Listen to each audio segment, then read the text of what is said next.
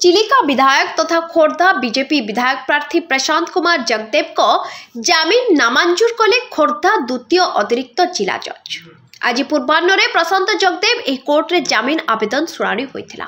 Court उभय पक्षर समस्त तथ्य देखिबा सह उभय पक्षर जुक्ति मध्य शुणिथिले। शेषरे माननीय विचारपति प्रशांत जगदेव को जामिन नामंजूर करछंती। एटी जो वारने ठाई लेतला जेतु एटी जा एवान पछंदी समर वेकेशन छुट्टी रे एटी जे टुका कोर्ट रे पड़तला। आज फर्स्ट आवर से आर्गुमेंट ही आर्गुमेंट हेकरी कोर्ट सब तो कागज पत्र वेरीफाई करी उभय पक्षर वकीलंकर जमानबंदी शुणी कोर्ट कले जे केस रे सैंक्शन बेल दे से पॉइंट रे कोर्ट रिजेक्ट करछ।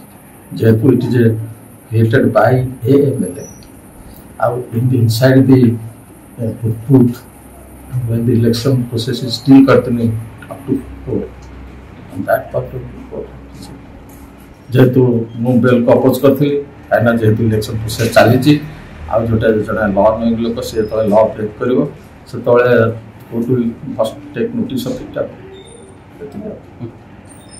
Bureau report focus plus.